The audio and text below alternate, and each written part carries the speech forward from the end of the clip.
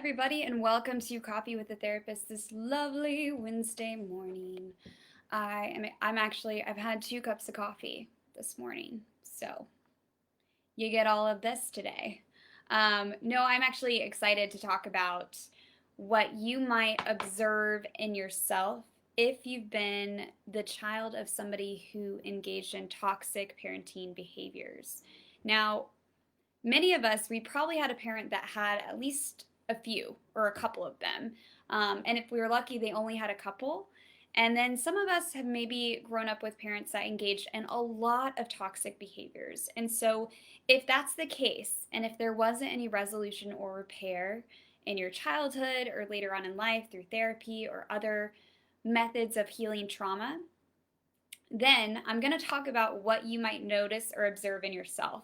And if you observe these features in yourself and maybe you haven't connected the dots that you might have had some early childhood attachment wounds, then this is maybe an invitation for you to explore that. And if you're struggling with that, I would encourage you to seek out a professional who works with this, because this is so worth us realizing about ourselves so that we can love and live in ways that are healthy with our romantic partners, and be able to parent our kiddos in ways that aren't toxic or reactive to the toxic behaviors that our parents engaged in. And so I'm going to go through the traits of what I see in adult children of those who were raised by parents that struggled with those toxic behaviors. Number one is that often they will struggle with indecision or guilt. So they might be overly concerned about not hurting somebody's feelings, especially if they had a parent who was very sensitive or what made everything about them. Then they kind of learned how to just try to make decisions based on trying to make their parent happy.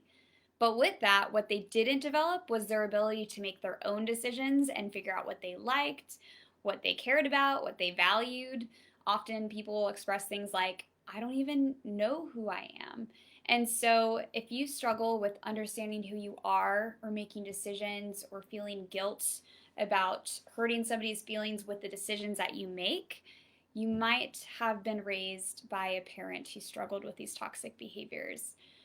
The other thing too is especially if you had a parent who was more on the narcissism spectrum, you might also have what we call internalized gaslighting. And internalized gaslighting is when we question ourselves whenever we do have a strong belief about something, or when we have an intuition, or we have a feeling or a strong emotional reaction to something. We question ourselves when we have those reactions, and we judge ourselves. So instead of getting curious about what that emotional reaction means, or maybe what it's representing about something we need or a boundary we need to set, we judge it and we shame it, and we question, maybe I'm just overreacting.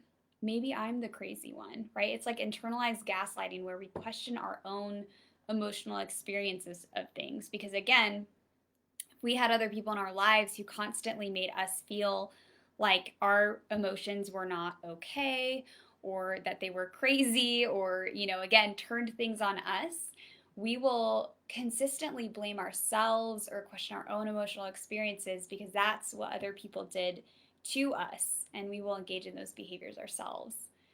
The other thing you might see is that a feeling of what we call it sick loyalty. And what that means is that you are loyal to a person in the sense that you will do anything for them, even when they're hurting you, even when they're being disrespectful to you, even when they're crossing your boundaries. You have this sense of loyalty but they're family, and you don't ever give up on family, or you don't ever not show up to events, and you don't ever leave events because family. And now I know that notion, I think loyalty is such a great value, and I want to honor that. But if we are loyal and we still do things even when family members are hurtful, and we never feel like we can set boundaries that might disrupt the so-called loyalty, then it's not healthy loyalty. Because loyalty does come from a place of I am loyal to you, and you still need to treat me a certain way. because I'm not just gonna like be okay with all of your bad behaviors or you treating me poorly. And there will be boundaries set around that. But to me, loyalty is more about, giving people the opportunity to build back trust and having those hard conversations with them so that they're not treating you poorly. It's not about just continuing to honor and be on someone's side and show up to things even when they're being really harmful or hurtful to you. And so, again, it may be really hard for those who had a narcissistic parent or a parent that was really toxic to set boundaries with them, or even set really strict boundaries around the time they spend around them, or even if they're going to engage with that person whatsoever. Because for some of us, it's just if the person's not willing to work on any of their behaviors, they may not be a healthy relationship for us to continue nurturing or being close to. And again, that there might be that sense of guilt, like, no, I'm supposed to be loyal, this is family. But family doesn't mean you just put up with getting hurt and that people get to treat you like crap. Like, that is, no, that's not okay. The other thing is that we might engage in chronic self-blame, kind of like that internalized gaslighting, where we feel like we are responsible for the way things go. And even doing self-blame for things that are outside of your control. So things like if somebody reacts poorly, instead of being like, wow, that person reacted poorly, and knowing that that is on them to work on their behaviors and reactions, you might think something like, well, if only I had done this, then maybe they wouldn't have reacted so poorly. Or maybe if I set that boundary a lot kinder, or maybe if I set that boundary earlier in the day, then they wouldn't have reacted so crazy. And, it's not that we can't take any self reflection and try to work on the ways that we do things. However, it's kind of like an over focus on that and making it more about like the way that you do things, trying to control the outcome of the other person. But in all reality, even if you didn't say that boundary perfectly, even if you set it at a different time in the day, those things don't make you responsible for how that other person responded. That person is still 100% responsible for how they responded. It is not on you to walk around eggshells to make sure that person responds well. That is on them. We can only control our part in it. And just because we do things nicely, and what I've seen too, especially with narcissism or toxic parents, like it doesn't matter how nice or how great you are or what time of day you do it. Like, again, I think that's that false sense that we have control over that. That person is still probably not going to react well. And again, not taking ownership for what is theirs to work on, which is the reaction and how they deal with things.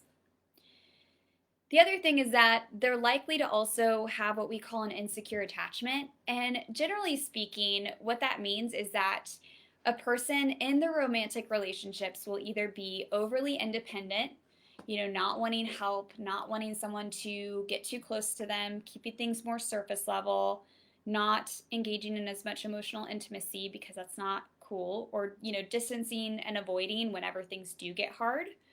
So that would be like the overly independent, insecure attachment. Or they could be overly dependent on their partner. And that might look like, their happiness depending on how good the relationship's doing. Like when the relationship's good, they are good. When the relationship is bad, they are bad. Or when their partner isn't doing well, they're not doing well. Or, really needing that sense of like validation and importance and love coming from our partner. And that's that insecure and overly dependent, like wanting to make sure, like in fights, sometimes that looks more like making sure we resolve it as soon as possible and not being okay with there ever being tension, right? And the other thing too that kind of throws a loop for all of this, which I've described before, is that some people may experience both. They may experience going in and out of bouts of having an overly independent kind of attachment stance and then going into an overly dependent attachment stance.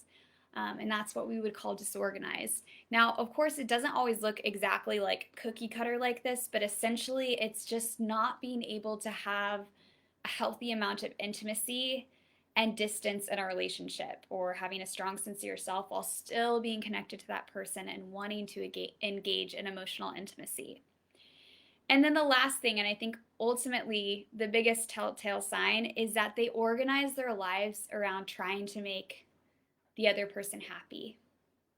Like essentially, if you've had a parent that's parentified you or engaged in toxic behaviors, you tend to organize your life around ensuring that everybody else around you is okay.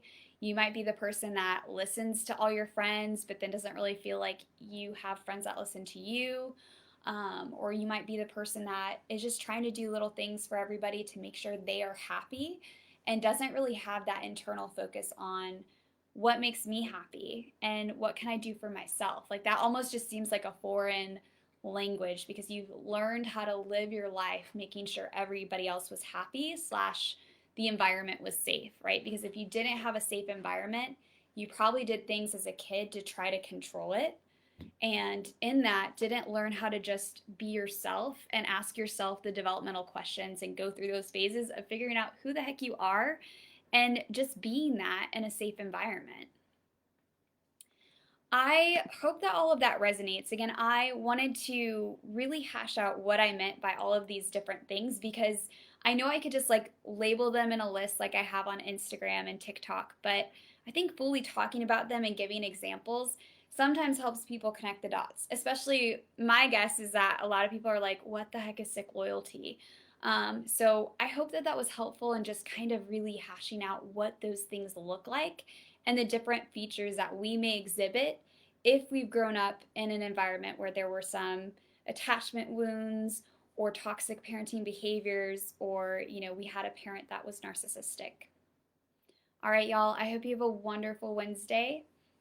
Take care out there, and I will check in with you tomorrow.